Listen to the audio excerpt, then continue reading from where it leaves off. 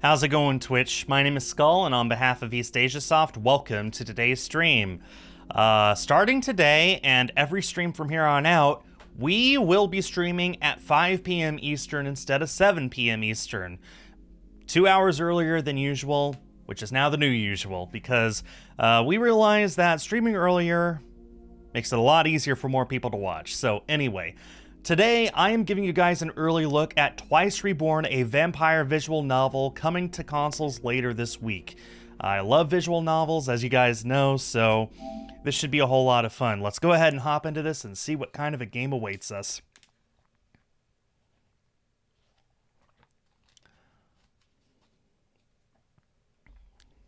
Radalaika, huh?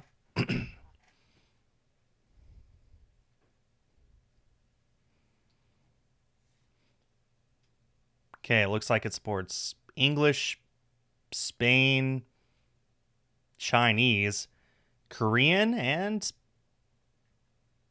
Russian. Yeah.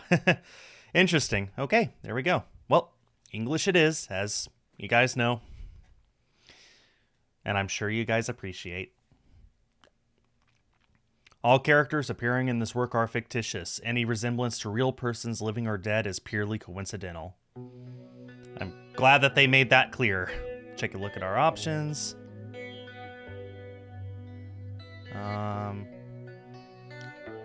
Let's just go with this,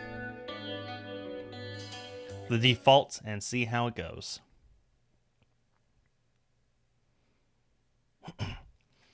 New Year's Eve, 1999.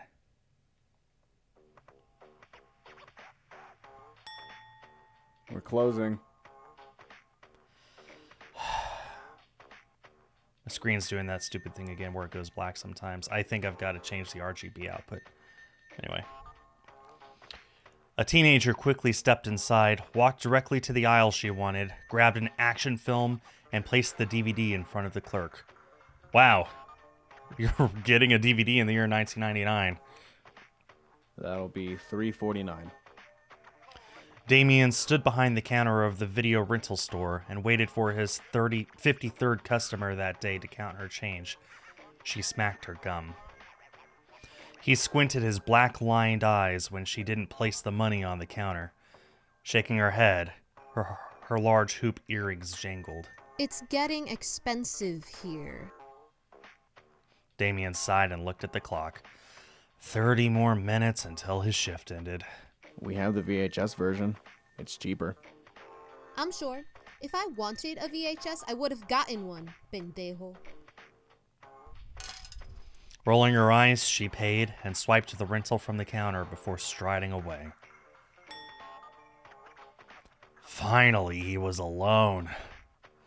30 minutes until the next millennium. Actually, the millennium began in 2001, but no one cares. Maybe if he was lucky, Y2K, the blackout from all computers, would shut down the damn place. Based on how the news was reporting, everyone expected it. It was always the same work of stacking shelves and checking out customers. He missed when he had time just for himself. This was one of the few businesses in town open late, so they always had the misfits, the stragglers, the late-night date crowds, but the rest of the small town was quiet. He couldn't care less. His life wasn't going to change in 15 minutes. Nothing new happened in this town. It was 3 years ago since he graduated high school, and he still had the same job.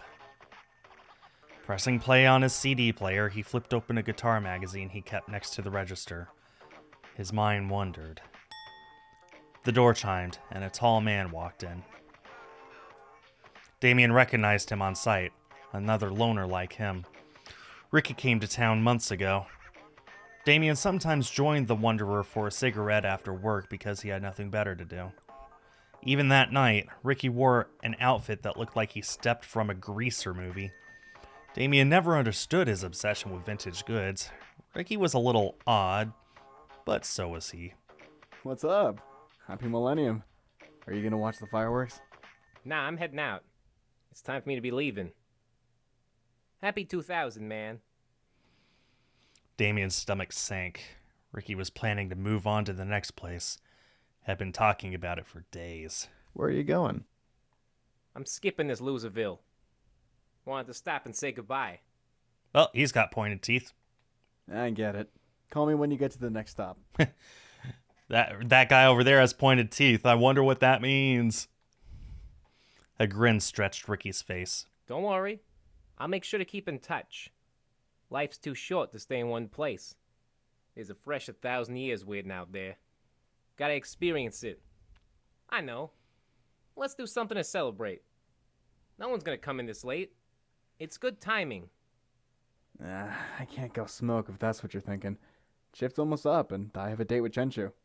I was thinking of getting something to eat. But the only place that's open tonight is the Chinese restaurant on Main Street. Ricky's usual I don't give a shit grin was gone as he walked up to the counter. Damien felt a chill. Who wants Chinese? I have something extra fresh in mind. Wait, what? Sharp teeth broke Damien's flesh. Well, he's dead. His body slammed into a cabinet. Damien punched Ricky in the side. As he pulled back for a second punch, his arm was grabbed by Ricky. Fingers bruised Damien as his arms were forced to his side. Ricky bit again. Let go, you freak! What are you? Ricky's eyes shone with an eerie light. He pulled away from Damien. His crimson-stained lips formed a grotesque smile as he bitterly laughed. Reek. No, man. You'll understand soon. Ricky's breath reeked of copper. Damien winced as he dropped to the floor with a thud. Ricky laughed as he left the video store, his soft words echoing in Damien's mind. To the new millennium. Well, I guess that means that Damien's a vampire now? 3 hours later.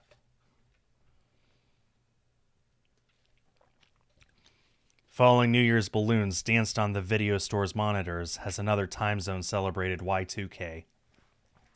A newscaster proudly boasted that the massive computer crash that was expected hadn't happened anywhere in the world. People celebrated the new day and danced in the streets, but it was quiet in videos and games to go. The door swung open and a cute teen wearing a short skirt entered the store. Damien? Sweetie, where are you? You were late picking me up. After a glance to the counter, she knew no one was there.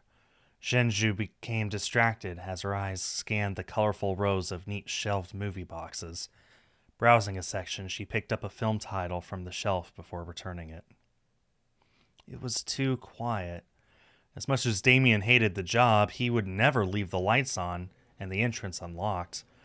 He better hadn't forgotten about their date. Well, we get choices.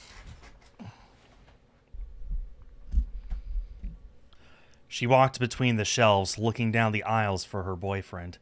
She crossed empty space after empty space. She walked towards the register. Damien's magazine and his CD player was out on the counter, but he was nowhere nearby. A metallic scent teased the air. Her shoes squished down into the carpet. With a frown, she looked down. Large spots of blood stained the carpet around her toes. She screamed. Tiptoeing through the blood, she stepped around the counter and prayed her boyfriend wasn't dead. Damien! No one was there. Her heart pounded. What if the attacker was still inside? She ran to the front of the store. She reached for the doors, but they were locked. Suddenly, she pulled against them, pounded her small fists against the glass. Help! Somebody!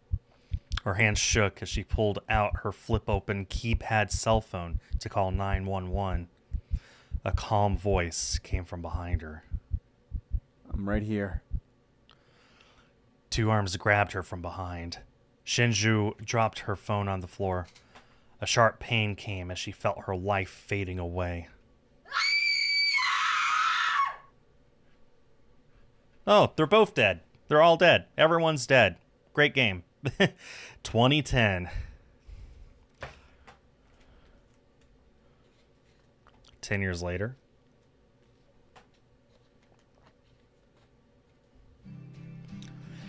T.A. Mark Delaware ran past a no standing on the grass sign as he bypassed sprinklers, leapt over a hedge, and landed in a patch of freshly dug dirt. He muttered as he ran with his collared shirt half tucked and his hair half brushed. Mark tore a bite from a bagel before stuffing it in his mouth. The bells of St. George's University echoed, and Mark cursed. Picking up his pace, he waved to the groundsman as he turned a corner and nearly crashed into one of the Catholic institution's blue-robed monks. He shook his head in quiet disapproval. Sorry, Brother Luke. I'll see you later in French. Mark held up his hand in apology, sidestepped him, and entered into the history building. Hi, Al-Sharaf. Al-Sharfa? Hello. With a strong stride, he approached the double doors of the auditorium. He paused. Behind those heavy doors was Professor Mitchelson's Ancient Civilizations class, filled with 500 underclassmen. A glance at his watch told him he was 10 minutes late. He finished chewing his bite of bagel, took a deep breath, and opened the door.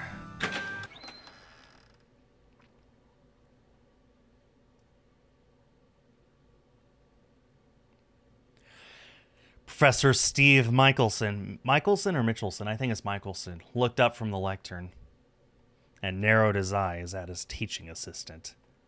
Without missing a beat in his lesson, his booming voice continued about the advancements of ancient Roman housing. Mark didn't miss the look. His dew-covered canvas shoes squeaked as he slunk low in one of the empty aisle seats. He knew he was going to get a lecture about after class on punctuality. A sweet voice whispered at his side. You're late again. Jody Phelps was auditing Professor Michelson's class that semester. Whenever the professor talking animatedly about the past, she listened intently. She'd lean forwards and furiously type notes on her laptop. Her varied expressions are what Mark found charming. She opened a new window on the laptop. With its touch screen, she began to doodle. 2010. Would this have been a Windows 8 machine? Ugh. Mark wondered what she could be up to. She tossed her blonde hair over her shoulder as she pouted in concentration. Mark's eyes followed her movements and started to look at her pale pink sweater. She was so focused, she did not even notice his gaze. Jody slid the screen towards Mark. He had to slap a hand over his mouth to keep from bursting out in laughter in the middle of the class. There on the screen was a caricature of the professor as a dragon with fire coming from his mouth.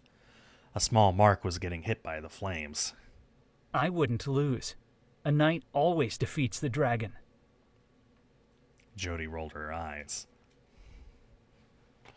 Mark squirmed in his seat. As he did so, he felt the cold squish of mud between his toes.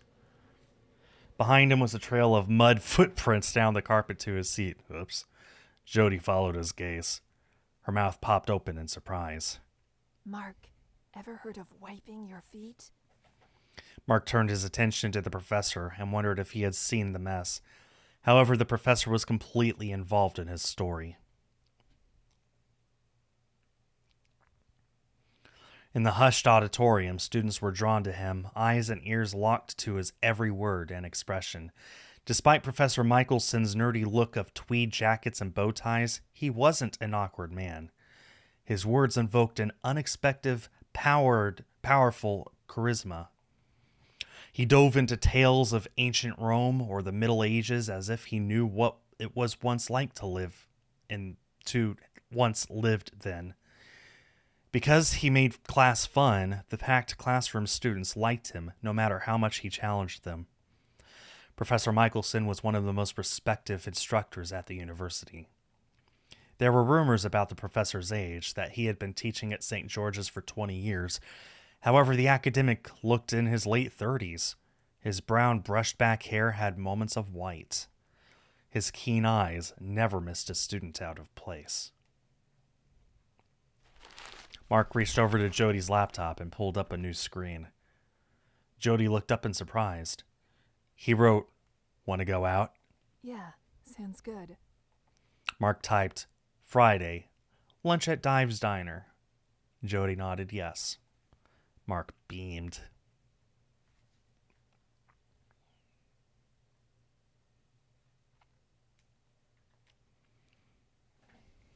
That concludes our section on ancient Roman housing. Make sure you read the readings. Oh, and Mr. Mark Delaware, I will speak with you after class. More pointed teeth. I'm sure it's just a coincidence. Student heckles came from somewhere in the hall as Mark sunk down in his seat. It was not good for the teacher's assistant to be the one called to the front. Mark knew the professor's lectures almost by heart, but maybe he should have at least acted more like he was focused on his mentor. Jody gave a big smile and winked to Mark before skipping out the door. Sure, she didn't have to listen to Michelson. Mark reluctantly waved goodbye, then wriggled through the mass of students, making their way out of the auditorium. Professor Michelson gave short answers to the small line of them who lingered behind. A few of them were known to Mark, desperate to make an A. They'd ask 1,000 questions or try to beg for extra credit, a tactic that never worked. Others in line were the ladies who had a crush on the professor. Mark had heard them say that Michelson was mysterious, hot, and sexy. Why would they be so interested in a man who spent his days reading in a basement office? After 10 minutes of answering questions, Professor Michelson finally shuffled his students out of the doorway. Mark wondered if he'd get a long or short lecture this time. He cleared his throat to get Michelson's attention. Yes, sir? Professor Michelson paused before answering. Mark, 4 years ago, you were the only freshman out of 5 students who got an A in my largest class. By some miracle, you're still on the dean's list. Yet your timeliness has not improved since the day you enrolled. With a slow shake of his head, he made his way around the lecture pulpit and off the platform. Mark started to protest, but realized he'd better keep his mouth shut. Adjusting his patched backpack over his shoulders, the TA followed as Michelson continued speaking. Come with me, we must speak. I know you don't have class with Brother Luke today until 10, so we should have some time. You expect we'll need that long?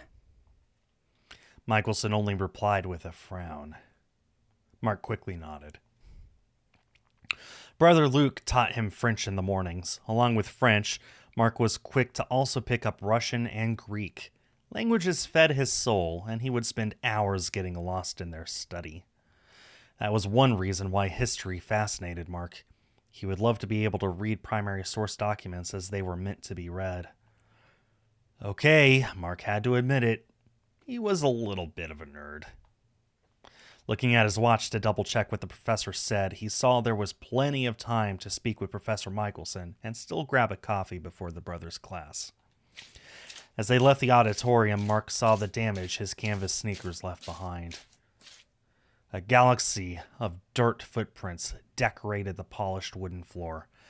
He closed his eyes and hoped Professor Michelson didn't see the evidence. The older man did, and gave Mark a knowing smile. Instead of crossing the muck and walking through the crucifix-topped main doors, the professor led the way out through a side passage. Pointed teeth and avoiding a crucifix? Just a coincidence. It was a perfect North Colorado day. The skies were clear, and it was a constant 60 degrees Fahrenheit. The beautiful campus was quiet, far from judging traffic and lost tourists. A guitarist plucked at acoustic strings as he sat on the blanket beneath one of the many stone statues placed across campus. Michelson kept to the shade as he avoided stepping on students stretching themselves over the sidewalks and sleeping on the pine-shaded grass. A few broke campus rules and smoked on the lawn. The grassy scent overpowered the fresh air. Mark coughed and picked up his pace. The professor frowned at the students, but continued to lead the way.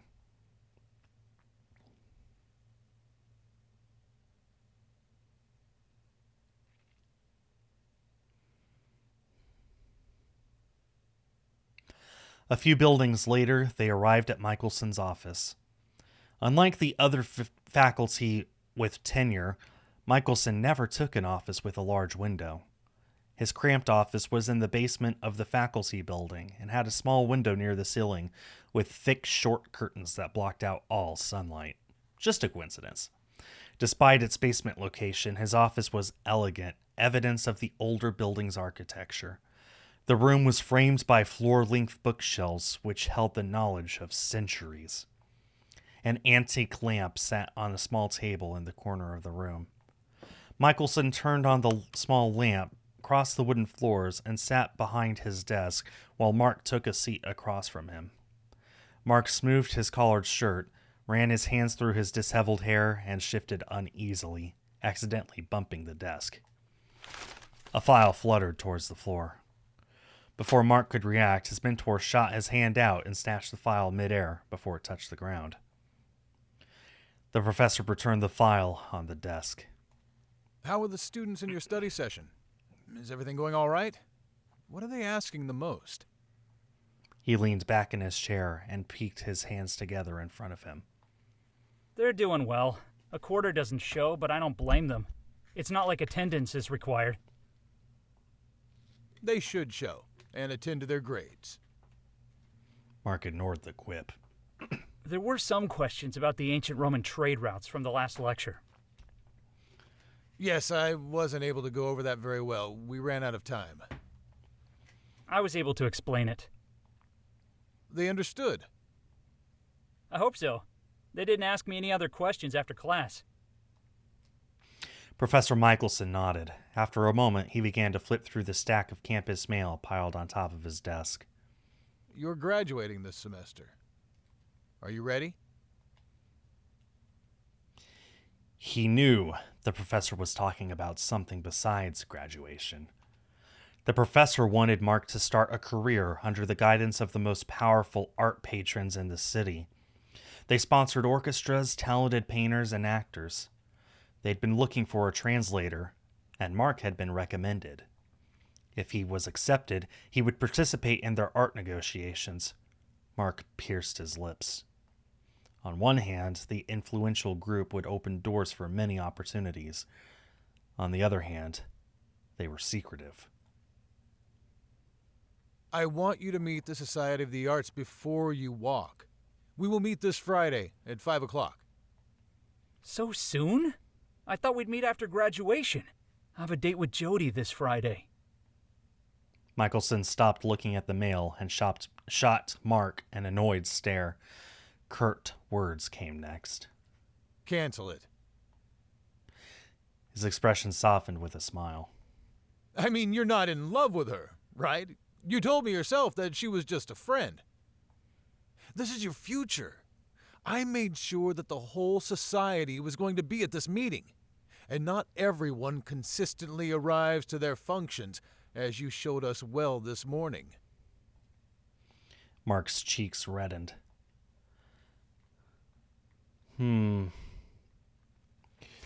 Giving us some pretty hard decisions already, huh? 20 minutes into the game. Hi, Dim, how's it going? Nice surprise? Well, here's another nice surprise for you. My bosses have approved it. The time shift is permanent now. I am going to be starting every single stream from here on out at 5 p.m. Eastern, which is about half an hour prior to the current time. So yeah, time shift is permanent. So you should be able to catch at least a few more streams, huh? I like Jody. No thanks. I'll find work elsewhere. Don't know if the professor's going to like that, but come on. A girl. Hi, Andrea. How are you doing? Mark walked around campus, met with friends, and dated Jody. Days passed into weeks, and eventually Mark had forgotten about the professor's offer. As he walked back to his dormitory one night, a shadow passed nearby. A deep voice chuckled. Hands off, they said. They had plans for you, they said. Why does everyone get to have fun, and I don't? Who are you? Someone who wants your fresh blood. Well, he's dead. They're all dead. Dead End 1.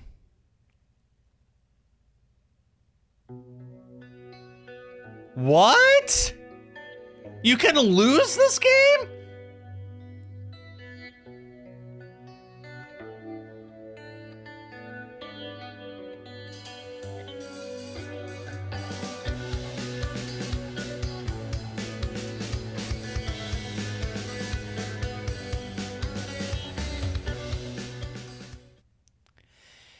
You can lose this game.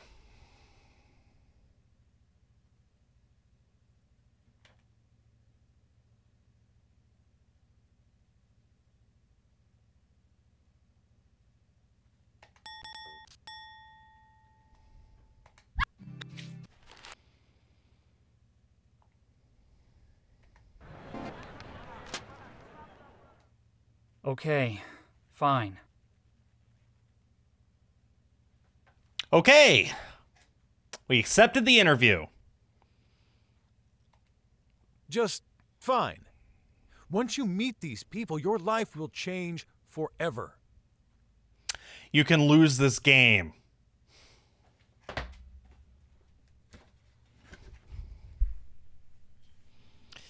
I guess I better save before every single choice, huh? You're great with languages, Mark. You've successfully taken 3 of them here. This is not an easy college to succeed in, and you've made it. Oh, that was you who commented that, Dim? Well, I chose that binder mostly just because I like it, and I'm taking really good care of the cards. I do have other... I have several binders, including a few that are the kind that you're describing, but I would prefer to keep those particular cards in that binder. That's just what I prefer. I'm trying my best to take care of them, though, so I think it's okay. Thanks, Professor. I really appreciate the opportunity. I'll reschedule my date. I figured you would. Now, get going. Go outside and enjoy some sunshine before your next class. Slapping Mark on the back, he sent him from his office. As Mark turned the corner to leave, he noticed the professor's smile vanish. His eyes turned sad as he watched Mark leave.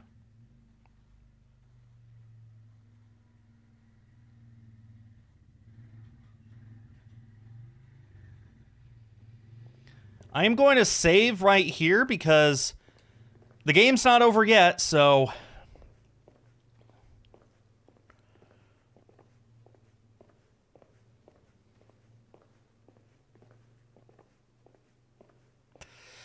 You can lose this game, man.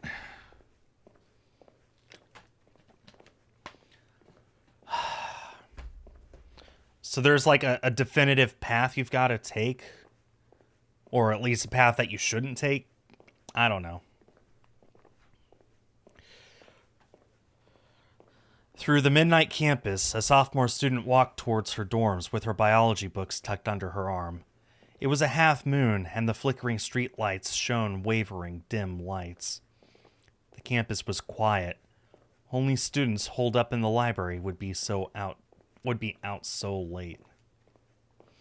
She cursed at herself for being stupid. She hung out at her boyfriend's dorm room studying until the resident assistant kicked her out. The campus buses didn't make their rounds past 10 o'clock, and her jerk of a boyfriend didn't bother to walk her back, making a pathetic excuse about morning classes. She usually didn't mind the historical buildings and beautiful bending trees. However, at night, their large shapes casted deep shadows blanketing the campus. You could die in horror novels as well. Well, that's true, but when you do that, at least the story continues. It's not a game over. You just die, and then it shifts to the next person. Anyway, she glanced at the occasional dim yellow lights in the building's entryways. Her footsteps echoed as her shoes clicked against the sidewalk. Yeah, that was a twig. Sure, we'll go with that. A twig snapped behind her. She gasped, turning around. Her eyes darted towards the noise. A cat ran into the bushes. Kendra laughed at herself. As she turned around, she walked into a man with a green mohawk. He grabbed her arms as she stammered. Oh, sorry, I didn't see you there. That's okay with me. A little fear gets the blood pumping faster. He tightened his grip. As his expression changed to something tingled with a malice, a cruel smile slowly spread across his face. She opened her mouth to scream. Slapping his freezing hand over her mouth, her scream turned into a muffled squeak. Dragging her into the shadows, he threw her down to the ground. She couldn't see him well, but she felt him puncture her neck. Ugh. Blood dripped on her chest. Kendra panicked. Pushing from him, she tried to run away. He shot out his arm, grabbing her wrist and pulling her towards him. Weakened, she slumped as he began to suck her neck. Do you recognize me, little mouse? A bird told us that you were spilling secrets about the skulls. I don't mind people having fun in our club, but what happens there stays there. The young woman froze in disbelief. Her hope quickly fizzled from hope to shock, then resignation. The co-ed knew she wouldn't survive.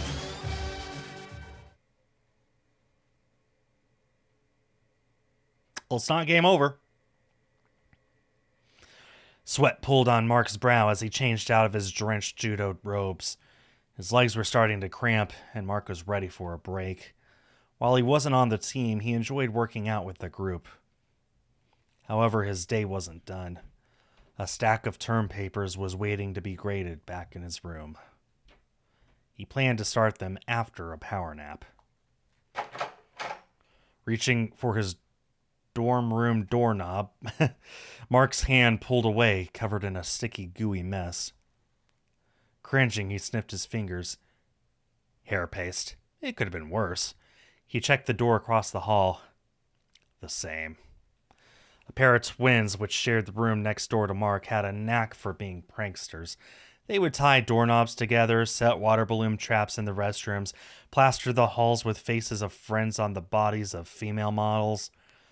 St. Ignatius dorm would place them on cleanup duty for any pranks, but that didn't stop the brothers.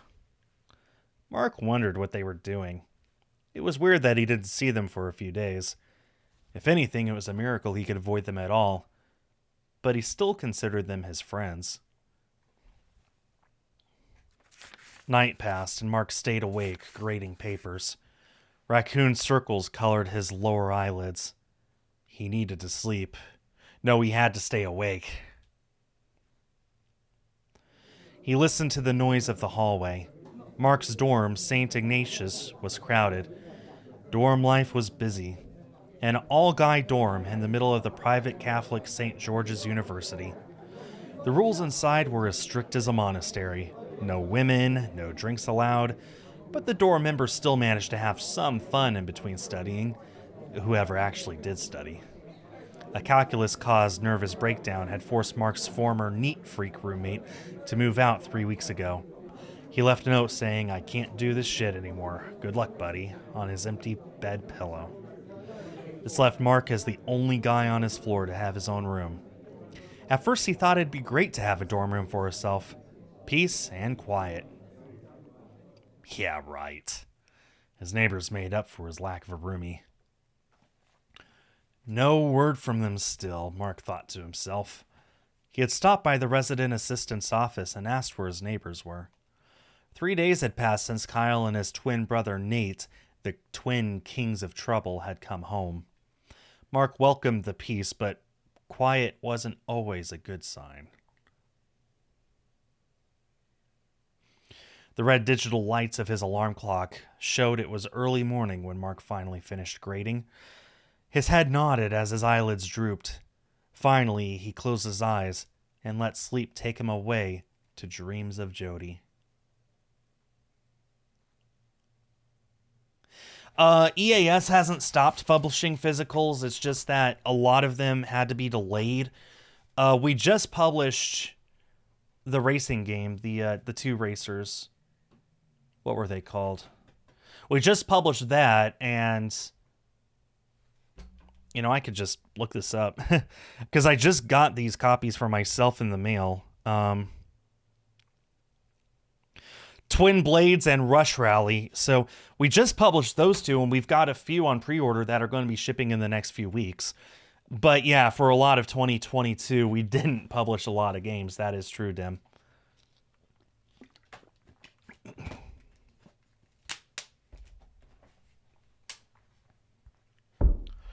A body slammed against the other side of his wall, followed by cussing, shouting, and stomping. His neighbors, Nate and Kyle, were home. Those were pre-orders from months ago. Yeah, and you saw how long it took for them to ship. I think a lot of it is just supply chain issues that have been caused by the pandemic and other things. A lot of it was just, I think, now I don't know this for a fact, but I think it's the company deciding to let a lot of those games that have been on pre-order for a year ship out before we start opening up new pre-orders. I think that's kind of what it is, playing a game of catch-up. Mark kicked the 1950s-style concrete wall that separated the rooms. Glad you jerks are back, but I need to sleep! Kyle's voice hollered back. Sorry, Mark. The apology didn't last long. Kyle started singing off tune, probably to annoy Nate. The twins were always bickering. Mark figured it was because the brothers were so close. Despite their butting heads, they insisted on living together. Mark once asked Kyle why, and Kyle answered, "Because I don't want to learn another person's habits."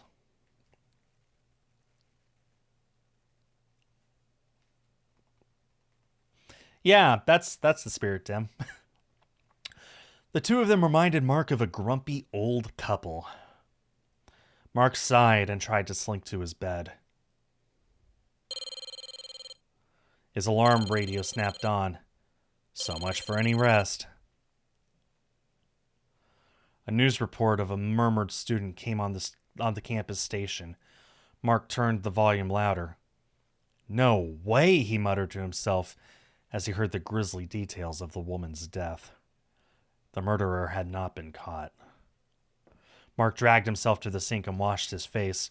He hoped that Jody was watching out for herself. This had not been the first murder on campus. The last one was a few months ago. The sorority girl's body was badly slashed. Sliding on his Levi's, Mark half-buttoned a collared shirt, gave a few random brushes to his hair, and quickly gargled. Hello? Oh, he stuffed the graded essays into his duffel bag and slammed the door to his empty room. Did order Mugen Souls. Cool. Yeah, there's a few I'm looking forward to as well. The loud bang finally made Nate and Kyle stop arguing. The twins were waiting for him on the other side of the door. Kyle grinned as he stepped in front of Mark, blocking his escape. Kyle stepped inside Mark's room, a grumpy Nate on his heels.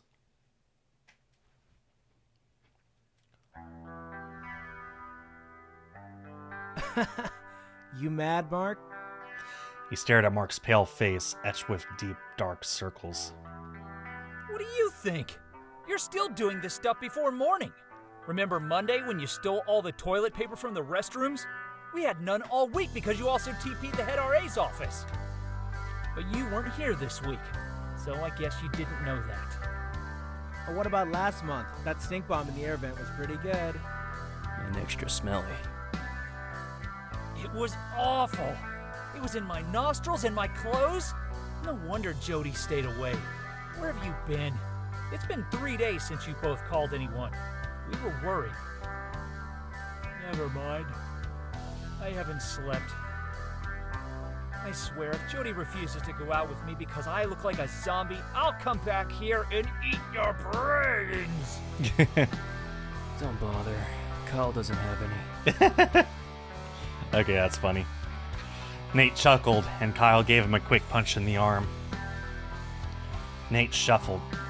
There were red punctures on his wrist. Well, saving here because we have now learned you can fail at this, so let's go. What happened there? Nate slid his tennis cuff down and hit the marks on his wrists. He eyed Mark to make sure he didn't notice his move. Just a scratch. It looks bad. Maybe you should have it checked out. The RA said you've been asking where we were. Are you worried about us? Don't be. We're just having some fun. I don't know what I'm expecting, Dim. I really don't know. I'm just looking forward to watching it and having fun, as usual. So what were you up to? Nate and I thought you were too busy with graduation. You're working for that hard ass, right?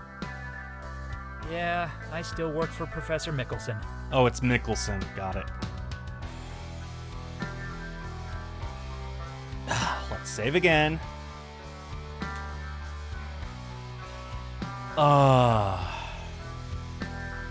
He's just someone who's giving me work.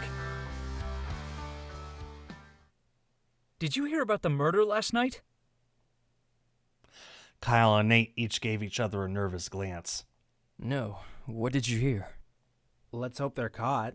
Do they have any leads? Another girl was slashed.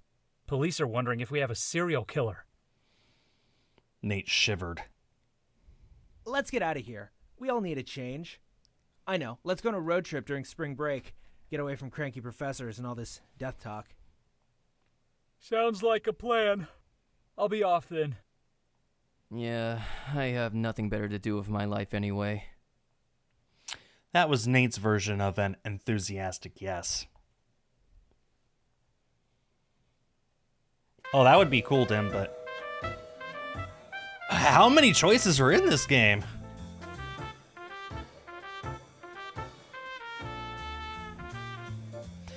Dive's pub was dingy. Its tables wobbled whenever the customers leaned on them. Raising their voices, the people spoke loud to be heard over rock blaring from bulky retro speakers. The place made the best hamburgers in town, and the challenge from their juicy beef burgers was the long wait in their customer line. The place was also known for their milkshakes. The thick shakes were made from the richest ice cream and served the way they were meant to be served, filled in a glass with a refill delivered on the side in its metal mixing cup.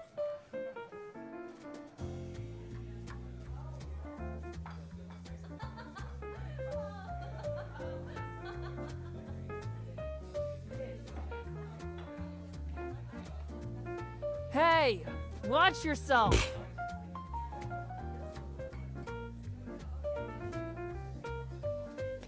Jody's face lit up as she shared about her art classes. She was advancing in class. Mark noticed pale blue stains around her finger cuticles. When he asked about if they were from her latest project, she blushed from embarrassment. Oh, I didn't even notice them. Yep, I've been working with oils, and right now we're painting still life. I've come a long way since we were in Art Composition 1. Are you still doing any artwork? Mark answered that, no, he didn't think he could draw well. He still admired art, even if he didn't have any skill. A naughty thought popped into his head. He wouldn't mind her painting him. So, how are you holding up? She shivered. I'm not sure. I didn't know her, but it all happened so close to us. It could have happened to anyone. Reaching out, Mark held Jody's hand. Jody took a deep breath. No, I won't be scared. No, you shouldn't be. He'd hit the shit out of anyone who'd laid a hand on her, but he kept his thoughts to himself. Is that why you wanted to meet sooner? Because you're worried about me? She graced him with the most beautiful smile. Mark's heart jumped. Yes, but I also can't make this Friday. Professor Mickelson set up an interview with the Society of the Arts. What does this art thing have to do with you? You gave up sketching. Mark suddenly wished he was naturally more artistic. He stared at her long blonde hair, at the curve of her face, and pushed away a distracting thought of what it would be like to have Jody as his model. He cleared his throat. The society considers language an art. They've been looking for a translator for art deals. If they like me, I get a job with them. Or at least I'm hoping that happens when I meet them Friday. Ugh, now you reminded me. I've been so focused on finishing up our semester, I haven't made a resume yet. I need to start looking for a job too. You'll do great, Mark. I hope you get it.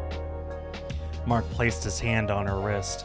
He had been waiting for a moment, a chance to be closer to her. He wasn't going to let her go with only a light peck.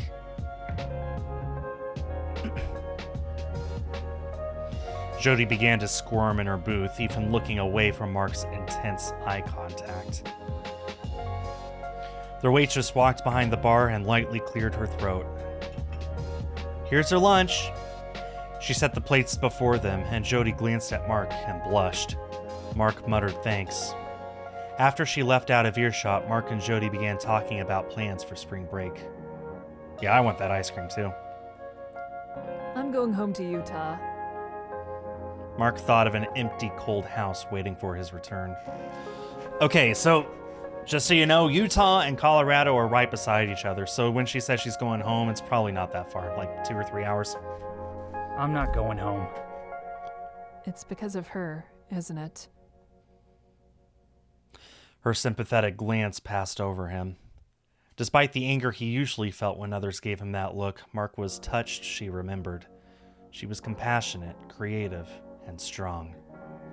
He always remembered that about her ever since he met her in his first art class, drawing 1305. She was working on a brightly colored modern art. When he peeked over her shoulder to see what she colored with pastels, she turned to face him and didn't even bother to rub away her blue chalk-smudged cheeks as she gave him the brightest smile he'd ever seen. That was the first day his crush started. Now he was finally dating his friend. Jody's eyes glistened. She knew about Mark's complicated family. He didn't usually share. He could barely say it. He and his father stopped speaking. Mark had nothing to do with his old man, who could forget his mother. Few people outside his family knew about the quick remarriage. Only Jody, the twins, and Professor Mickelson knew. Why would he share with the twins? He'd rather be stuck at St. George's University. He'd rather be stranded in Antarctica than see the perdition of his father with another woman. Staying at the college was no burden at all. Mickelson saw that Mark always had plenty of work to do. I think Kyle and Nate will stay on campus. I might stay here and hang out with them instead. He made peace with his father, but there was only so much he could take. His father's younger wife flirtatiously teasing him was not one of those things. I don't blame you, Mark. It's just so sad. But I'm glad you won't be alone. Call me, okay?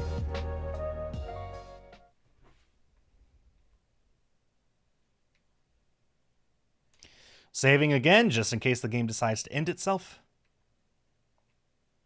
I really enjoyed today. What do you think? Would you like to go on another date? Jody shrugged. Although he kept it secret from Jody, Mark also planned to go to a sorority party and play hard. It was his last semester in college, after all.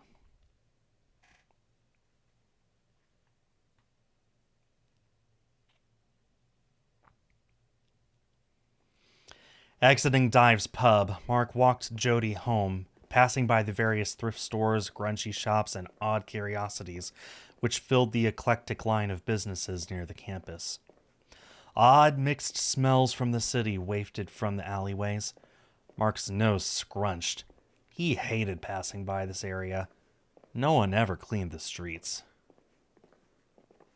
Yeah, right, Tim? Ugh.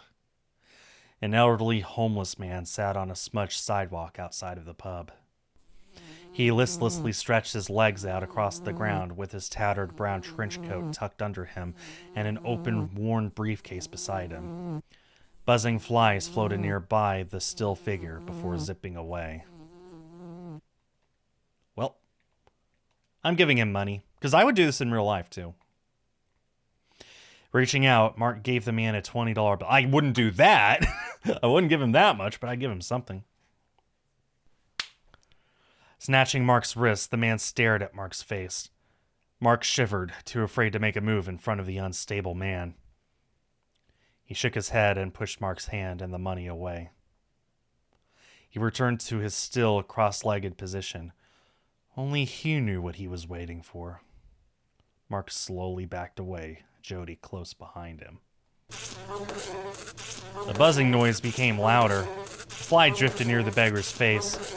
Patiently he waited, but the fly wouldn't leave. Suddenly he shot out his hand and caught the fly in midair. With a glazed smile, he let the fly go. That was enough for Mark. He didn't want to stay on the reeking street any longer. Mark grabbed Jody's arm and whispered, Let's get out of here. They quickly left the street and walked towards St. George's. I did not like that fly. Made me a little unnerved. The weight of his papers in his satchel reminded him that he should stop by the professor's office before he went back to his own dorm. Walking across St. George's campus, Jody and Mark neared St. George's Amphitheater. The large outdoor theater sat in the naturally occurring hill and almost blended into the campus landscape. Next to it was an on-campus coffee house. It was a St. George's tradition to buy hot drinks, then bring them to the amphitheater. Hey, my college had a coffee shop beside it that we would go to all the time. It was tradition for us, too.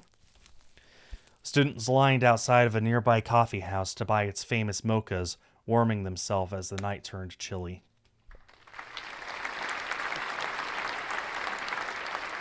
Mark, let's get some coffee and catch the rest of the show.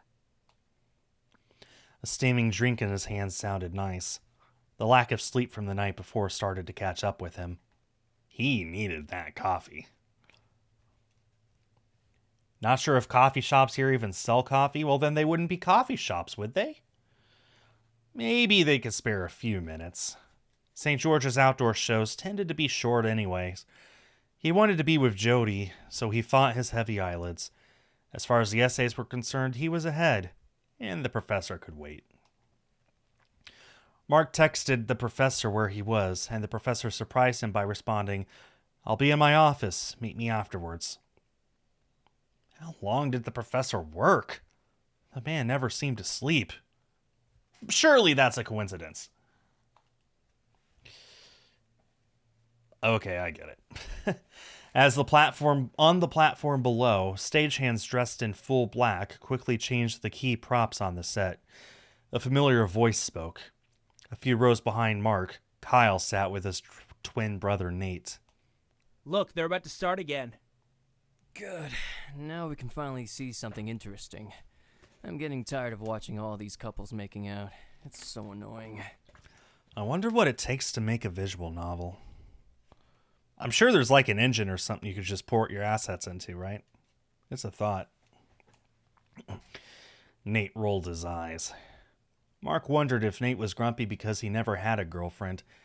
The guy needed to get over his shyness with women. Mark waved hello, then looked around. Nate was right. There was a lot of public kissing. One student was lip-locked. Wait, that geek? The lucky bastard was an engineering major from his dorm. Mark needed a page from his playbook. A throat cleared to his side. Whoops. Jody snagged Mark's attention away from the couple by grabbing his hand. He smiled at her, and Jody returned the grin.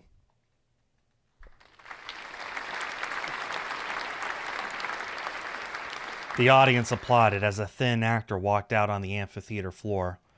Raising his arms, then slowly lowering them, he quieted the audience before addressing them in a commanding voice. Thank you all for coming, and welcome to our annual Classics Under the Stars. Let's introduce our actors. Our second performance tonight will be The Picture of Dorian Gray.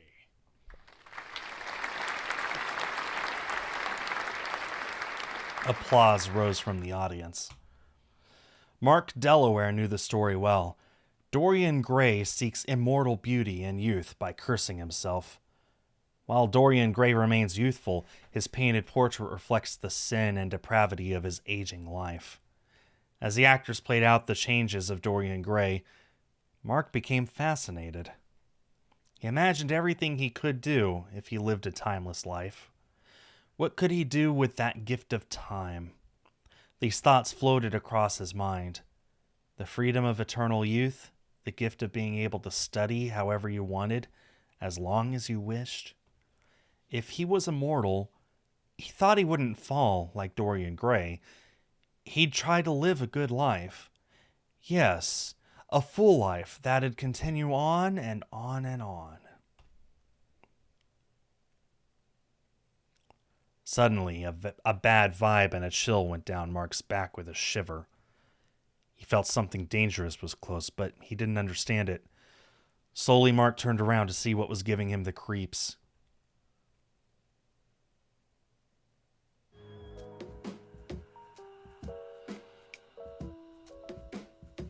Ah, this lady again. The twins invited a couple to sit next to them. Oh, it's not just the lady, it's both the... Okay. Good luck, Dim. I hope you get some good pools. I'm getting the Scarlet and Violet booster box at the end of next month. It'll be my first box opening in a while. Looking forward to that.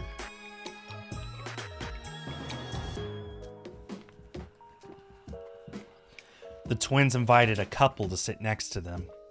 They were followed by a pale man with bold green hair. Nate and Kyle acted as if they'd known these people, but his neighbors had never mentioned these friends before. Mark didn't like the look of the couple. Something about them wasn't right. It wasn't how they were dressed, but rather how they acted. Their dark-eyed, plain stares sharply grazed the crowd as they measured others. The guy looked about 20. He wore thick eyeliner, a skull necklace around his neck, was dressed in full black. His style stood out compared to the hipsters and the few students who didn't care that they wore sweatpants all day. He draped his arm around a thin, pale, beautiful woman wearing a gothic Lolita-style frilly dress. As he rocked her, he whispered in her ear. Her eyes twinkled, and she smiled with closed lips at whatever he said. Nate rolled his eyes. The one with the green hair caught Mark staring. His face broke into a not-so-friendly smile. Despite the fact Jody snuggling into him, Mark couldn't focus on the performance. The people behind him were creeping him out. They laughed at the parts that weren't funny. They started heavily kissing and touching each other when Dorian Gray sold his soul on stage. Ironically, the twins, who always have something to say about everyone, never said a word about their friends. Mark concluded he was judging them too harshly, perhaps overanalyzing. He gave Jody another squeeze, and she rewarded that with a sweet smile. Damien stilled. Walking past the amphitheater was a man in a tweed suit and bow tie. As if he sensed being watched, Professor Mickelson turned and squinted eyes at Damien. A frown crossed his face as he walked away. Damien whispered, Shit, why is that killer here? Chenchu, look! Do you think he's onto us? Kyle, do you know that person? Yeah, he's Mark's faculty mentor. He's your neighbor, right? The one who's been asking too many questions? He's a cutie. Can we keep him? Imagine saying that about a human being. Are you trying to make me jealous? Because it's working. I need to find out what he knows. We can't reach him now. Sounds like fun. I'm in. You can't see it because my webcam's blocking it. But the punk hair guy's name is Shock. Okay. What are you saying? You're not going to hurt him, are you? You couldn't control yourself a few days ago. If my brother's blood and mine aren't enough, find someone else. You have to stop killing runaways. Excuse me? Kyle stared at Shock. Don't worry, we won't kill your friend. But why is Mitchelson mentoring him? Find a way to bring Mark, was it, to us. Work with your brother if you have to. He pronounces it Mitchelson, the others pronounce it Mickelson. That's interesting. At the end of the play, Dorian Gray earned justice for his actions. The immortality the character longed for was ruined by his guilt. Mark grimaced at the character's fate. After a standing ovation, the students filed out as they scattered to their next destination. Nate and Kyle offered to walk with Mark and Jody, so the group headed to their dorms. Nate, who loves anything dark and broody, broke his usual silence, raving about the actors. Mark waved goodbye to his friends and gave Jody one last kiss. What? You're not coming back to the dorm. Are you going to judo practice? Nah, Professor Mickelson's asked me to see him. Mark, watch out for yourself. That professor's more than he seems. Gotta save at every single choice, man.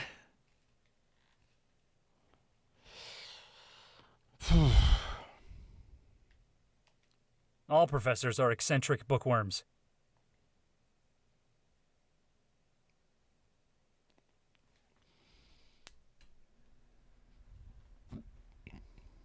The graded papers weighed down Mark's shoulder as he adjusted his shoulder strap. He descended downstairs straight toward Professor Mickelson's office, hoping that he wasn't too late. The professor was one of those unconventional people who worked at all hours. He wasn't a workaholic, but he was a night owl. Mark had no clue where he got the energy. Mark found the professor in his cramped office, frowning over a stack of essays. With his red pen in one hand, he loomed over his students' work. The professor rubbed his eyes as he concentrated. Mark was impressed by his late-night dedication. Between committees, research, student organizations, and grading, he was a busy faculty member. Mark wondered what it'd be like to work in academia. It was tempting to have power, to discuss things as an equal among experts, to be addressed as doctor or professor, influential minds, maybe even change the world with a shocking discovery. The job was almost perfect, except for grading finals. The professor grimaced as he turned a page. He leaned away from a student's paper and waved it in the air. Do my students even realize they're taking ancient civilizations? Listen to this one. Julius Caesar is a great man because he invented the Caesar salad. Fact. Well, it's better than last year's Greeks or college students in fraternities and sororities. Always the optimist. Keep that trait. Professor Mickelson took the graded papers from Mark's hands. You're freezing. Really? I'm comfortable. You're finished with these papers? Thanks. You've been a huge help this semester. It's difficult to find a quiet moment to grade around here. Caesar has nothing to do with the salad. Yeah, but, Julius Caesar was chopped up quite a bit, so Caesar salad. There you go. I saw the tail end of the amphitheater performance outside. Your twin friends were there. I don't think I've told you, but they'd taken one of my classes before. It's unfortunate. They were with some unsavory company tonight. I advise you to stay away. Your future depends on it. Bad company is bad for the mind. I think I know who you're talking about. They've been hanging out with Kyle and Nate since the start of the semester. Neither are doing well. Kyle and Nate are always exhausted, coming home late. I think they're getting into fights. They come home with cuts and bruises. Oh, wait, that contradicts, right? Didn't he just say he never saw them before? And now he's saying they've been hanging out since the start of the semester. Maybe I just misunderstood or something.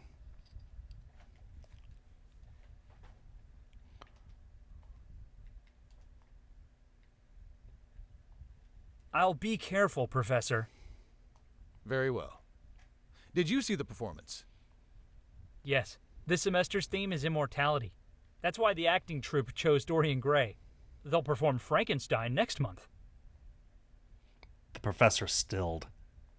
Immortality? That's an interesting choice. Do you think immortal characters are portrayed mostly as good or as evil in literary sources?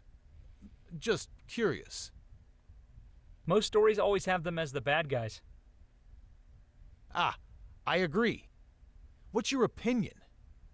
If immortal beings such as vampires existed, do you think they would be evil? If they're real, I think it'd be wrong to judge them. But what if they kill those they bite? Very few vampires are murderers. At least in today's fiction. You know what today's fiction is? This was the year 2010. That's right, Twilight.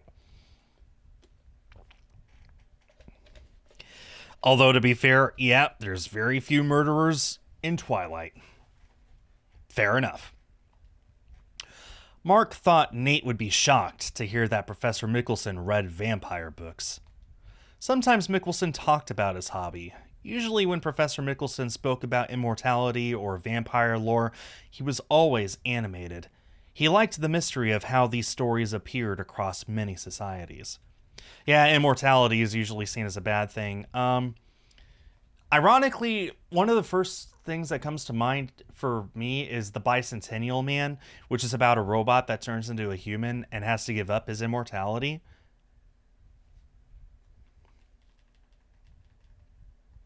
Yeah. Anyway, just a little aside there. Today's fiction? I thought you liked the classics. I try to keep up with the times. Glancing at the doctor's tweed jacket and bow tie, Mark doubted his statement. If you were given Yeah, the that's right, Tim. opportunity to be immortal, like the vampires, would you be one? Oh, God.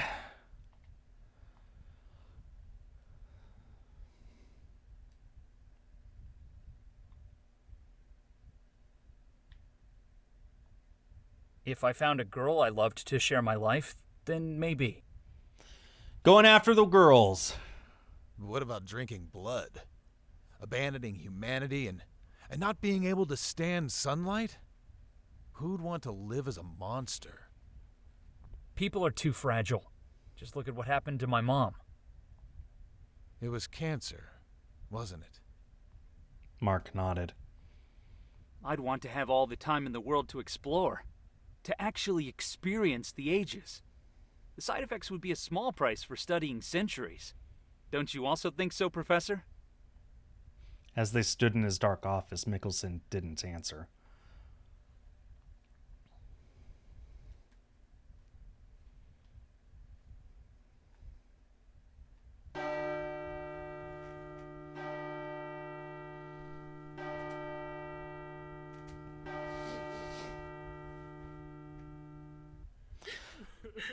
St. George's University campus mourned Kendra, the murdered college student.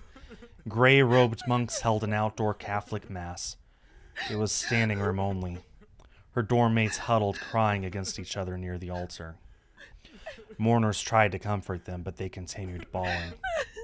Ripping away her young life made no sense. Mark stared at the procession and hoped silently that no one would be a victim. The stifling sun beat down the solemn crowd. Squeezing through the throngs of students, Mark reached the shaded sidewalk.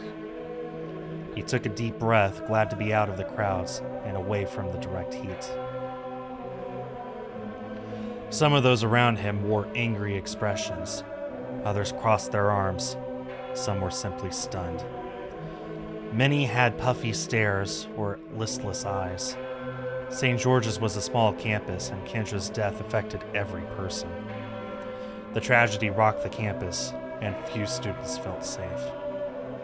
Female students now never left without at least 2 other friends besides them. Some students started carrying concealed weapons. The local store sold out of mace.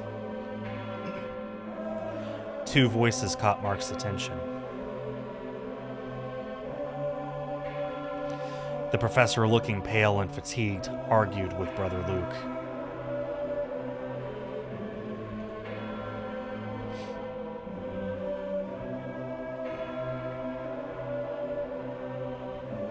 Mark distrusts religious man, and yet he's voluntarily going to a Catholic school? I don't know about that.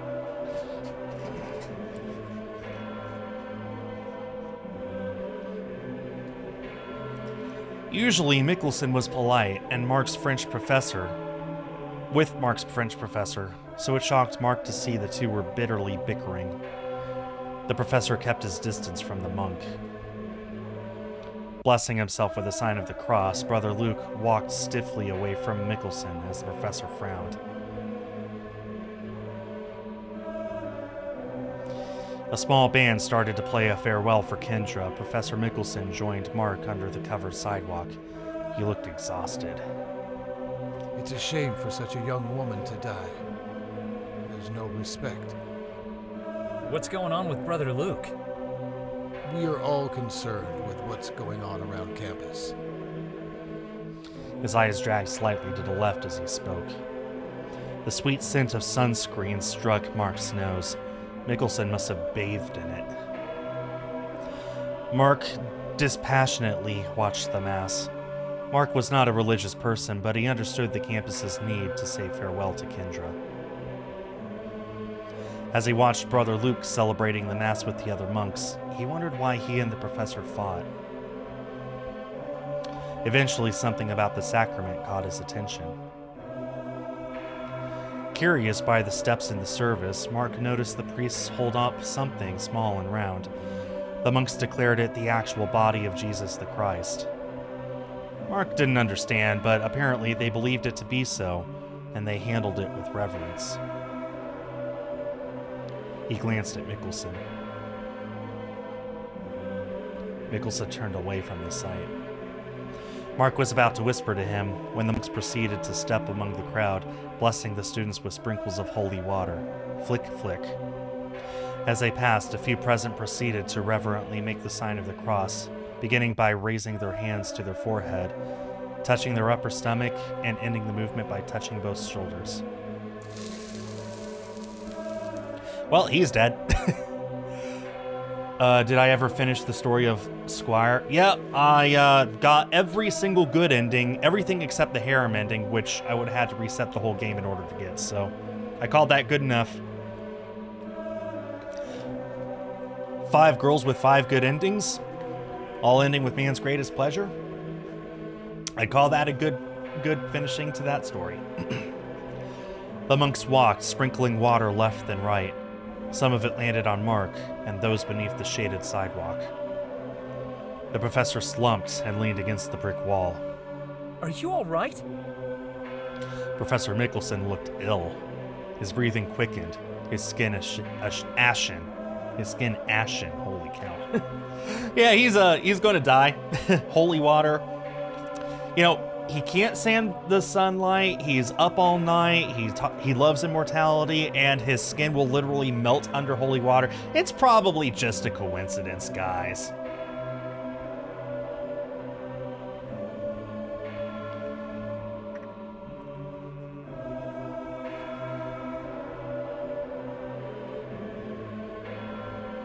Just a little weak. I think I did too much today and yesterday. Class has been canceled, so you need not come. Wait, I just saw the status. Okay. Who's Johnny and Ricky? Eh.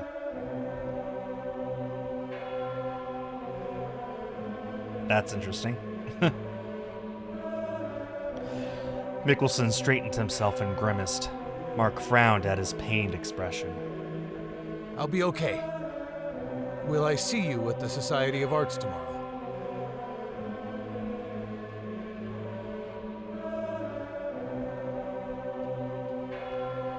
I want to see if we find a job on our own. I changed my mind. I'd rather find a job through my own efforts. We're going to die, aren't we? Mark walked around campus. Pfft. Hands off. Yep. Yeah, I'll be there. You can lose this game! You can get a game over in a visual novel. I have seen the day. Wow.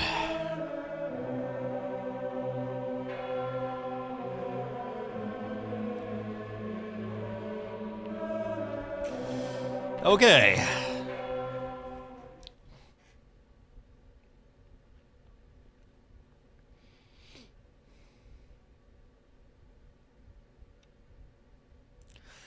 There was a missed call on his cell phone. Mark frowned. The number was one he recognized but never used. Hesitating, he pressed redial. What is up with his eyes?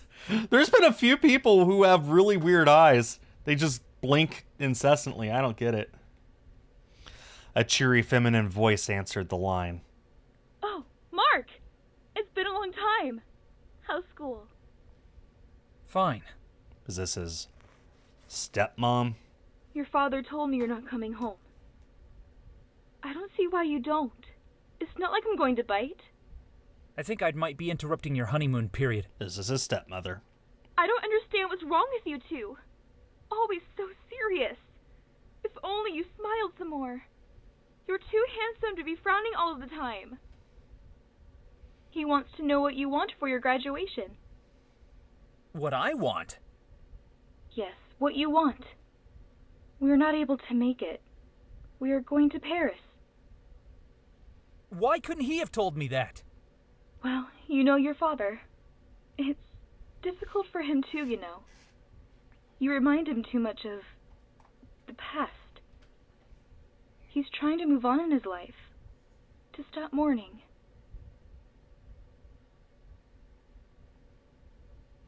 There was too much sadness that day.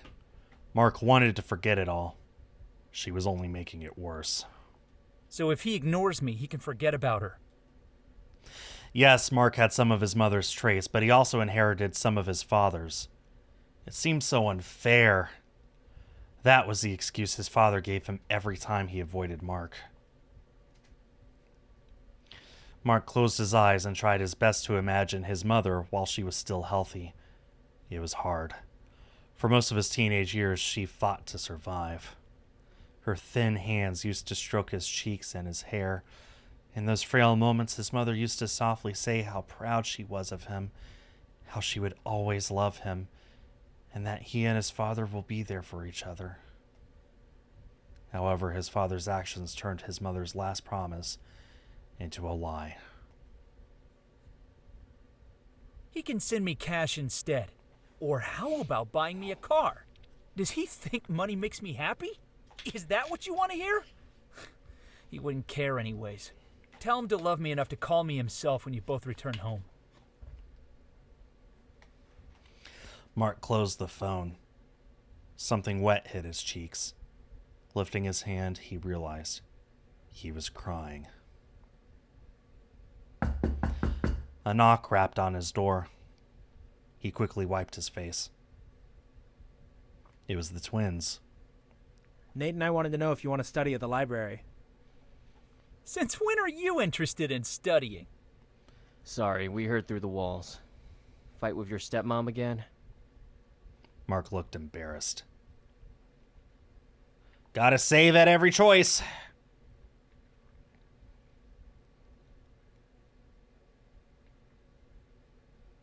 No, thanks. I think I'd like to go for a walk on my own.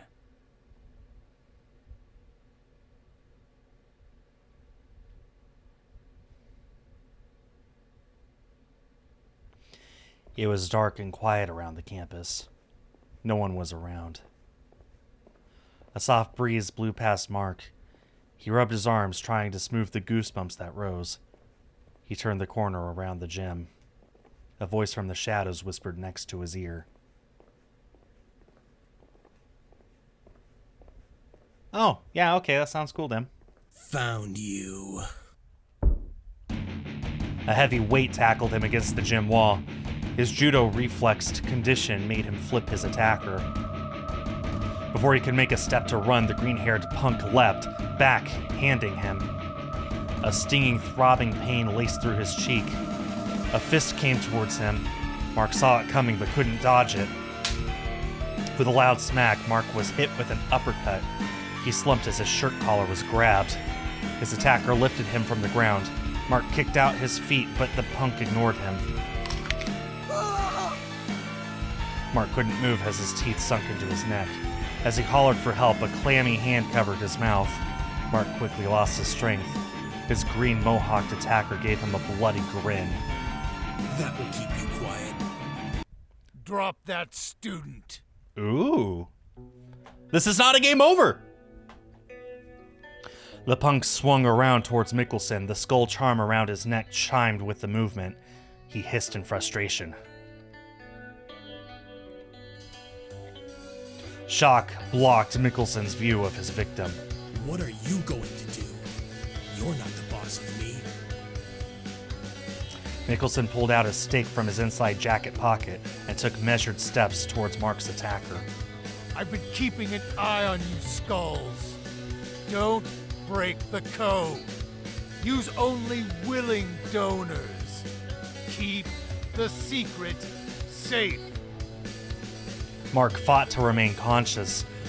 Panting and keeping his hand on his neck wound, he had to think of something, anything. He fought to stay awake. Skulls? Where had he seen that necklace before? Was this creep a vampire wannabe? He hoped the professor found help soon. I haven't done anything wrong, Enforcer. I was thirsty. You're killing him. What do you care? It's just an animal. He threw Mark to the ground and flicked open a switchblade. Mark wanted to call out to his mentor, warn him, but Mark held back. If he called out, it could fatally distract the professor. Mark shivered. He could die. They both could die. That kind of attitude is what gets you killed! Mikkelsen rushed at the vampire. The green-haired vampire stepped back as the stake swiped the front of his shirt. They grappled. Mikkelsen kicked out. The attacker slammed into the wall before sliding part way. He pushed himself off the wall, launching at Mikkelsen. Mikkelsen sidestepped the incoming punch. The fangled attacker stumbled before turning around. Ugh. Thunk. A sickening crank and a squish. Mikkelsen staked the man's chest. Horror crossed the attacker's face as he realized what happened. I enforce the code! That's why I care. He pulled the stake out, and the vampire fell face down with a muffled thud. Hey, there's trophies in this game!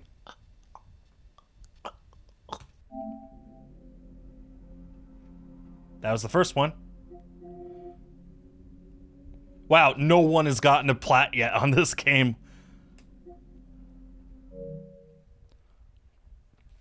Mikkelsen raced to him. Horror and recognition crossed his face. Tearing his sleeve, he used its material to stanch the blood flowing from Mark's neck. That son of a bitch. Sorrow fell across Mikkelsen's features. Mark was proud of his professor. He stopped the campus murderer. Suddenly, Mark's vision faded. He sputtered through shallow breaths. Oh God, I'm gonna die. Mikkelsen answered with a note of finality in his voice and a confidence Mark did not have. No. You haven't lost all of your blood. You are not going to die today.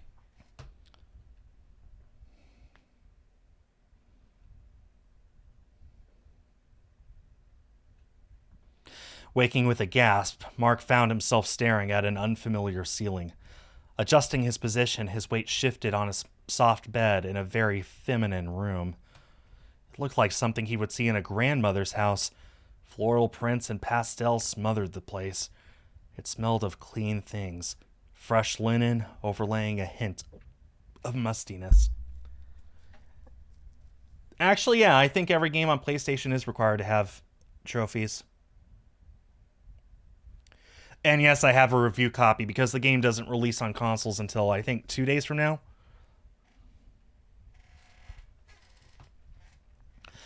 He smacked his lips.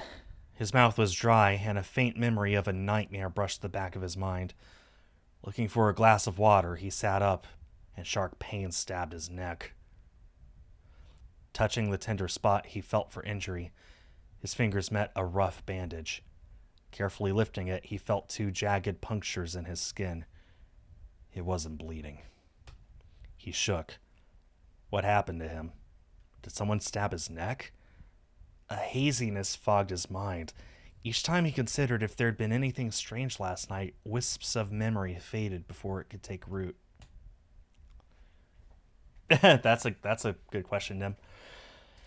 He remembered walking around campus at night, but he couldn't remember where he went afterwards. He had the impression he met Professor Mickelson, but he wasn't sure.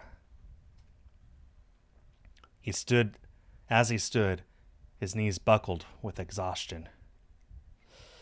Why was he so weak? Just what had he been up to last night when the professor found him? Mark trembled and hoped he was okay. Well, I mean, since this game has a skip function, it's probably relatively easy to play through the game in just a maybe few hours to get the plat. Just, skip forward to the choices and just choose every single choice as you get to them. His eyes adjusted to the dim house. A bright post-it note scribbled with Professor Mickelson's messy directions was on top at the end of the table. Come to the dining room when you wake, M. So he had seen the professor. A quick image of shocking green hair came to his mind. Why was that? The more he tried to recall, the worse the blank spaces in his memory become. He shuffled out of the room, unsure of where to go. A window revealed that he was inside a canary yellow frame house with chipped paint. The front yard had a few potted flowers, which had received some attention. However, the rest of the sagging neighborhood outside the window looked as if it had been left behind the economic recovery. The owner had a unique taste. A retro 1950s couch sat in the entryway, surrounded by bold, flowery wallpaper. The quaint house looked like a place where a bunch of old ladies met to drink iced tea. Mark walked down a narrow hallway and paused before stepping into an elegant room, decorating with jarring, bright-colored abstract paintings. Where was he? Harsh voices came from the next room. Why did you bring him? You risk everyone's safety. We need to move up the schedule. I've been seen. He's in danger now, and we don't have time to acclimate him. Is there no other way? There's none. If we leave him as he is, he could tell someone, or the skulls will kill him. The code is already broken. He's a child. Life isn't fair. You of all people should know that. The voices lowered, and Mark couldn't hear the rest. He shivered. Were they talking about him?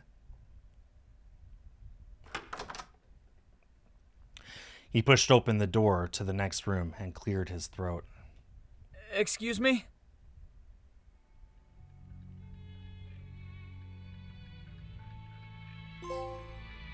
Oh, another trophy. At the sound of his voice, everyone in the next room turned and stared at him. Their keen eyes studied him as they sat with nonchalant positions around a mahogany table. He didn't know what was more impressive, the room or those gathered there. They had a presence to them, the type that only leaders command. They were all drinking a deep red wine. It seemed fitting in the formal dining room, with classical-style paintings accenting each wall. They were paler than the academic hermits he knew, who spent all their days indoors. They didn't shift their cold stares from him. Counting the professor, there were 4 of them. One was an elderly woman, another a young man, and a tall man in his 30s with black, wavy hair. The professor's face softened at seeing Mark. Professor, what's going on? You were attacked last night. I remember something about that. He bit me. He ripped off his bandage, studying his wounds and the blooming bruise around them. An elderly woman at the opposite end of the room gasped. Do you remember what happened next? You saved me, I think. I killed him. Mark's eyes widened, and he pushed the professor away. He started to breathe faster. You'd better sit down. Professor Mickelson guided him to the head of a long dining room table. Murder? Even if it was self-defense, someone would notice. Oh God, what about the cops? They'll be looking for us, asking questions. What about the body? His eyes darted back and forth across the room. No one responded with as much as a shrug. They remained unnaturally still, watching him, waiting for his next move. There will be no body. Vampires typically turn to dust a few minutes after death. Newer ones, well, they're not in a state of decay yet. They need to be disposed of. I already took care of that.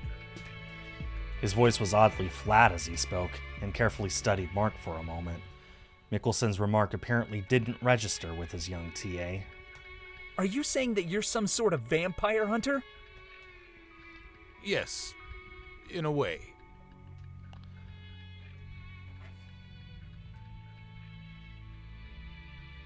You're kidding, right? Okay, very funny, everyone. Vampires are not real. He was real, not some guy pretending.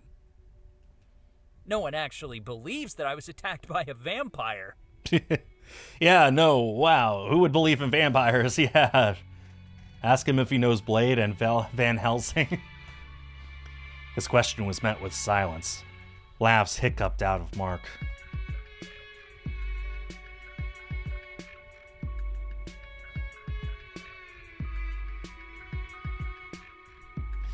Mark thought about the night before.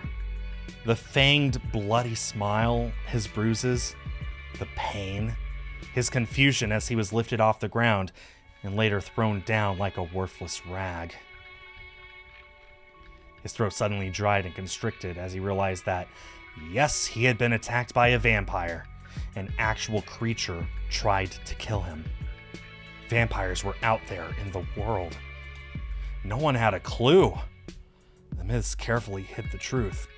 That vampires were more than scary bedtime stories or the romanticized creatures googly-eyed girls gushed over. A chill went through his body. And you killed this guy. Staked him. Yes. And I'd do so again. So, that's why I'm here, and not at the hospital. You see, Mark is an intelligent young man.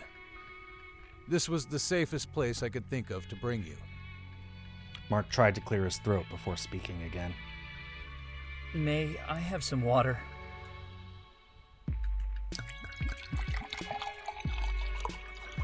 Mickelson poured a glass from the water decanter on the table. He greedily drank as soon as the cold wetness touched his lips. Professor, who are these people? How are they okay about this? This is the Society of the Arts. Unfortunately, you were put in a situation where you had to meet them earlier than we expected. Everyone, this is Mark Delaware, my apprentice and protege. How do you do, Mark? I'm the Society's president, Don Belmonte. Please, relax. You are safe here. Now would be a good time to meet everyone, I think, since we're all here. Unless you'd prefer to rest. Ah! They were the people he'd interviewed with Friday. Mark sat a bit straighter. This was all strange, but nothing would be normal again after meeting a vampire. He looked around the table. They didn't seem disappointed that he lost against his fanged attacker. If this group was familiar with vampires, maybe he could inquire them for more information. I'm fine. Just shook up, that's all. Very understandable with what you experienced. We've heard a lot about you. I'm Charlie Versier. The young adult Charlie wore a fedora hat, canvas shoes, and could have easily passed as a fellow graduate student from St. George's. Belmont looked a bit older. A European accent lit his words. I hear you practice judo, speak Francais and several other languages. I understand that this is a society for the arts, that you support them and that you also trade art. From what Professor Mickelson told me, you're looking for a linguist. I practiced judo for 6 years. I also went abroad for a few semesters to focus on studying languages. I've also been learning Greek and Russian. Professor Mickelson was my classical history teacher. Magnifique. Steve, I think you made an excellent choice. I like this one. Not that you need my approval. Mark, I think we'll be good friends. It's nice to have a younger face in this crowd, don't you think? Charlie, what do you do in the society? The society maintains and encourages the best arts of the era. I'm a musician. I've been so for over 300 years. I find those who grow that art. I've been a musician for 300 years. Excuse me, what? Belmonte looks for painters. Others who aren't here look for writers, sculptors, architects, fashion designers, etc. Mrs. Violet manages our books. Mark thought he probably didn't hear Charlie right. 300 years? Mickelson lowered his face and smacked his right palm against his forehead. The professor made an exasperated noise. Yes, I've been playing the viola, the bass, and a stringed instrument, really. They've always been my favorite, but especially the piano. You meet the most women when you play a piano. My first instrument was a harpsichord. While we visited Europe, my father, a Dahomey prince, insisted that I should play it like Mozart. Of course, I was never able to come close to that young child. He always impressed the Austrian courts. Then, in the 20th century, I came to America and played jazz. I love jazz. I lived in New Orleans for many decades and picked up their accent when I learned English. There he goes again, bragging without thinking. Steve is our local enforcer. It is good that he chose a successor, although, as he said, the timing could have been better. Mark was taken aback that he used Professor Mickelson's first name. They must have been good friends. Enforcer? Wait, Professor Mickelson is like a vigilante? Everyone around the table laughed, except for the elderly woman who frowned. He's our local hero. And everyone here already knows about vampires. It made sense. Professor Mickelson also shared that they participated in the art trade, and much of their friends' funding came from it. Maybe they ran into a few creatures while they were making a deal, or when they found a rare piece. Yep, his imagination was running away.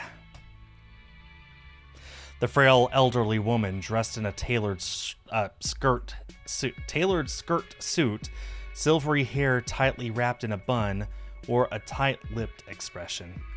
She didn't miss a thing. Straightening in her chair, she clipped her words. Professor Mickelson, did you not properly tell your protege about the society? Shocked expressions flickered around the table. Mrs. Violet, I wanted to explain everything to him while we're together. Mickelson said with a light smile, apparently to try and appease the old woman. Belmonte, the society president, narrowed his gaze. I am normally not one to assert opinions, but don't you think it is not only dangerous, but also irresponsible to introduce him here and not mentally prepare him? The code has already been broken with this one. Mark was quickly annoyed. For a woman that normally didn't assert opinions, Mrs. Violet easily made her own conclusions. Mickelson noticed Mark's frustration and motioned him to relax. Mark realized that he had been anxiously sitting on the edge of his high-backed chair. Even if any of us disagree, it isn't our business anyway. It's Major Steve's decision, not yours. As she laid her hand over Belmonte's wrist, Mrs. Violet softly asked, Do you approve of the professor's choice? The society president glanced at Mrs. Violet with warm eyes. He looked at her hand on his and gave her a gentle smile while rubbing his fingers over the back of her hand. I do. Whatever our friend feels is best. He's lost his family. Having a new skilled apprentice, might make things easier for Steve. You never told me you'd lost your family. It was a long time ago. It was inevitable. I'll tell you about that someday. Steve, I'm glad to hear you found such a promising young man as your apprentice.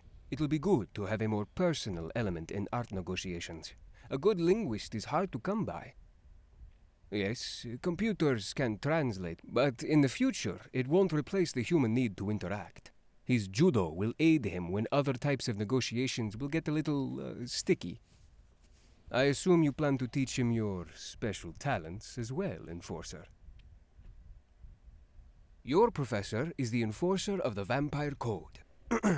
Our mask hides our secret. Only willing donors know our truth.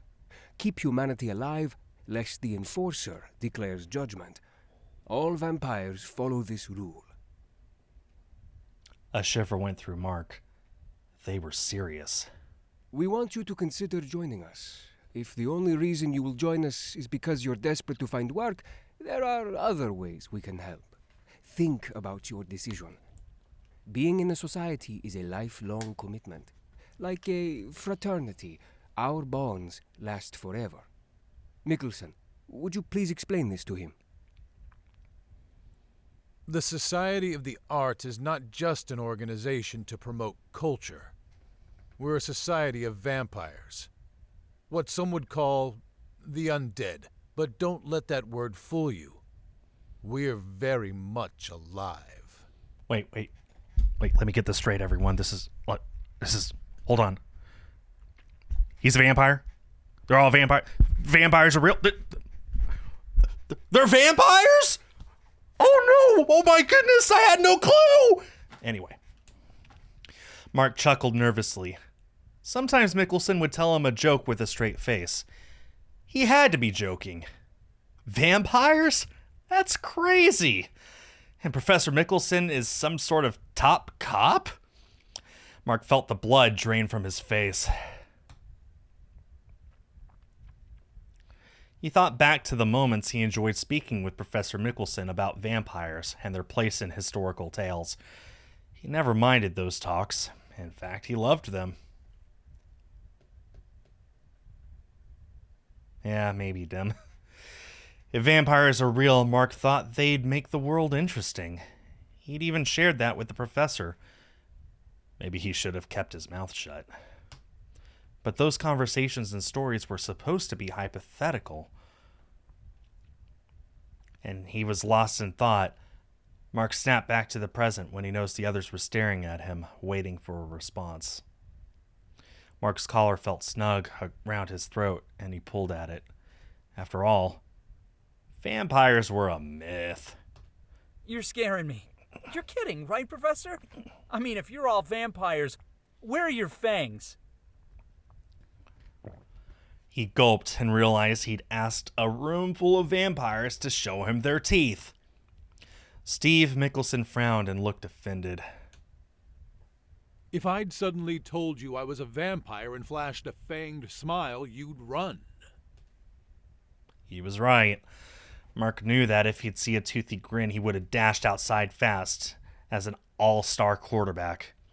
Pushing back his chair, Mark was ready to do just that. He glanced around him, prepared to sprint in case the society really had invited him over as dinner.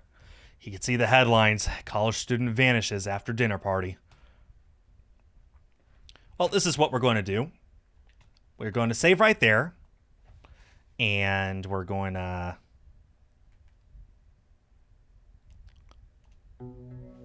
call it a day. What's Mark going to do? Find out on Friday. Same bat time, same bat channel. It's an interesting VN, I'll give it that. Okay, we actually know each of these characters now on the screen. That's fun. So that'll bring our stream to a close. I'll be continuing this game on Friday. As a reminder, all of our streams from here on out will start at 5 p.m. Eastern Time. Wow, that's a little loud. We'll be starting at 5 p.m. Eastern Time instead of 7 p.m. Eastern Time, so 2 hours prior to the current time. Thanks, Dim, Andrea, And Al-Sharfa for being here. Shout out to the lurkers as well. I got that link, Dim. Thank you very much. On behalf of East Asia Soft, I have been Skull. Have yourselves a great day and a great week, and I will see you all next time. Where I do not plan on becoming a vampire, at least not in real life. Bye-bye.